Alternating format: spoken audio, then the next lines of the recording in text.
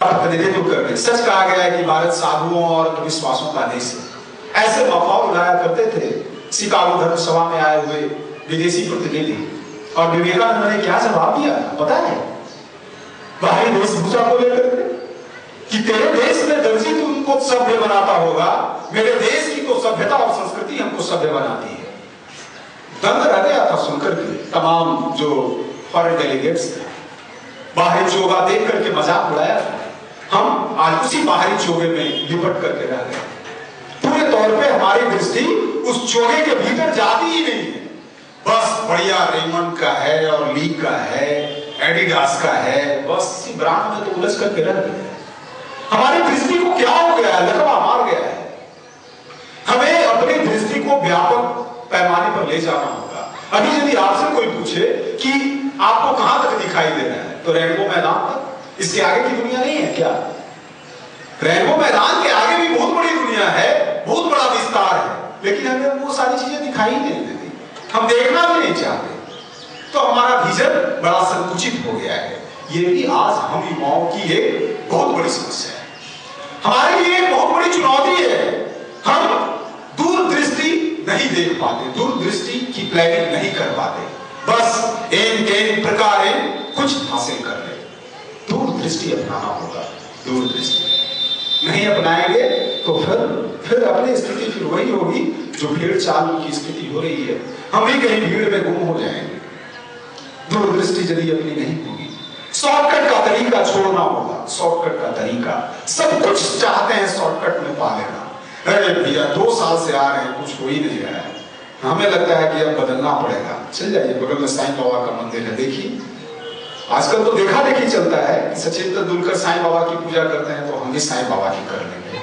अरे साईं बाबा की पूजा करने से वो बेहतर बैटिंग नहीं कर रहे हैं। बेहतर बैटिंग करने का एक जज्बा है, जुनून है, भक्ति होनी चाहिए। हर किसी की अपनी अपनी भक्ति है। तो आजकल पूजा पाठ भी देखा देखी हो रहा है। अरे सचिन तेंदुलकर तो साईं बाबा की पूजा करता है। आजकल बड़े बड़े लोग साईं बाबा की करते हैं, हम भी साईं बाबा की पूजा करेंगे। करते रह जाइए, आप दरिद्र के दरिद्र ही रहेंगे। पूजा करने से, पूजा क्या था? पूजा आपकी पात्रता को बढ़ाने का एक माध्यम था। आपकी नम्रता, आपकी व्यक्तित्व, आपके व्यक्तित्व को निखारने का एक तरीका था। वो नकल वाली पूजा करने से तो आप कुछ पाने से रहे। हर कुछ शॉर्टकट फार्मूला में। कोई शॉर्टकट वाला रास्ता हो तो कहिए मेडिकल में किसी तरह से अंदर एंट्री मिल जाए, रंजीत डॉन के सहारे मिल जाए या फिर किसी और के सहारे मिल जाए। हर कुछ में हम शॉर्टकट चाहते हैं।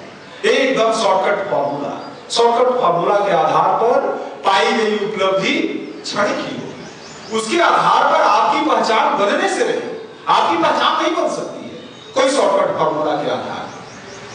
जिंदगी में कोई शॉर्टकट होता ही नहीं। आप जिस किसी भी महापुरुष की जीवनी पढ़ लें, जिस किसी की पढ़ लें, किसी ने अपने जीवन में कोई शॉर्टकट फार्मूला नहीं अपनाया है। और आज हम अपने आप को पेट्रोल करके देखें, वाकई हम शॉर्टकट नहीं अपनाना चाहते क्या? एकदम एक प्रकार कुछ सॉलिड नोट्स दीजिए ना, शॉर्टकट वाला कहाँ पूरा टेक्स्ट बुक पढ़ने का लफड़ा बताते हैं। एकदम नट कॉन्क्रीट दीजिए, नोट्स की नोट्स दीजिए, यूं पढ़ें और यूं रिजल्ट में नंबर 1 आ जाए। तो ये रवैया छोड़ना होगा, ये रवैया छोड़ना होगा। थोड़ा सा परिश्रमशील बने, थोड़ा सा। और ये शॉर्टकट का फॉर्मूला हमको व्यावहारिक जीवन में भी अपनाना पड़ेगा कि व्यावहारिक जीवन में भी कोई शॉर्टकट नहीं होता है, कोई शॉर्टकट नहीं। शॉर्टकट अपनाएंगे आप खाली के खाली रहेंगे। सफलता का कोई शॉर्टकट होता है क्या? कोई शॉर्टकट नहीं। तो ये हमारे सामने आज एक अहम चुनौती के रूप में है, हमको इसको दूर करना होगा। युवा मंडल में आने वाला हर लड़का, हर भाई एक लीडरशिप रोल में होगा और ऐसे लीडरशिप रोल में जो दूरदृष्टि देखेगा। आपको क्या यकीन होता है इस बात को लेकर के कि आज जो बाहर की दुनिया है, जितनी तड़क भड़क चर्चा है बाहर में, पूरे वेस्टर्न कल्चर को लेकर के, कल वैलेंटाइन था, क्या क्या चल रहा था यहाँ पे, और वैसे समय में हमें यहाँ पे आकर के बात कर रहे हैं सभ्यता संस्कृति अपने व्यक्तित्व को विस्तार की। ये आपको सामान्य बात लगती है क्या? आप यहाँ से बाहर निकल करके देखें, तब आपको समझ में आएगा कि क्या हम कहां पे जा रहे हैं और हमारा रास्ता कौन सा है। वाकई जिस समय देश गुलाम रहा होगा उस समय जो लोग बातें करते होंगे देश को आजादी दिलवाने की, कमोबेश स्थिति इसी तरह की रही होगी। एक तरफ जहां पूरी दुनिया राग रस में डूबी हुई है, मस्ती के साथ वैलेंटाइन वीक मनाया जा रहा है, दूसरी ओर मुट्ठी भर लोग कहते हैं कि हम अपने व्यक्तित्व का परिष्कार करेंगे और इसके जरिए पूरे समाज के व्यक्तित्व को बदल देंगे। यदि दूरदृष्टि थोड़ी सी भी आप में है तो आप इसकी तुलना उस जमाने से कर सकते हैं जिस जमाने में हमारा देश गुलाम था। तुलना करके देखें भाई, आप नहीं जाते हैं, हमें उस जगह पे भी जाने का मौका मिलता है जहां पे केवल कपल्स एंट्री होती है और डीजे पे उनके पांव थिरकते हैं। कैसे कैसे लोग होते हैं उसमें आईएएस आईपीएस से लेकर के एक कॉलेज गोइंग स्टूडेंट तक होता है। हम सबों को करीब से देखते हैं और उसके बाद यहाँ पे भी आकर के अपने भाइयों को देखते हैं। जब दोनों में हम तुलना करते हैं तो सच में लगता है कि जो स्थिति गुलामी के समय क्रांतिकारियों की थी, स्वतंत्रता आंदोलन के सिपाहियों की थी, कमोबेश वही स्थिति आज अपने युवा मंडल की है कि मुट्ठी भर लोग कहते हैं कि हम देश और समाज की को नई दिशा धारा देंगे, हम देश और समाज को उसकी अपनी संस्कृति से जोड़ेंगे। ये संकल्प आज यहां से बाहर निकल के देखिए मेरे भाई, तब आपको समझ में आएगा कि बाहर में किस तरह की चर्चा होती है। कोई बातों पर चर्चा भी करने को तैयार नहीं है, उसको लगता है कि बेकार की बातें हैं, ये सब पिछड़ेपन की बातें हैं।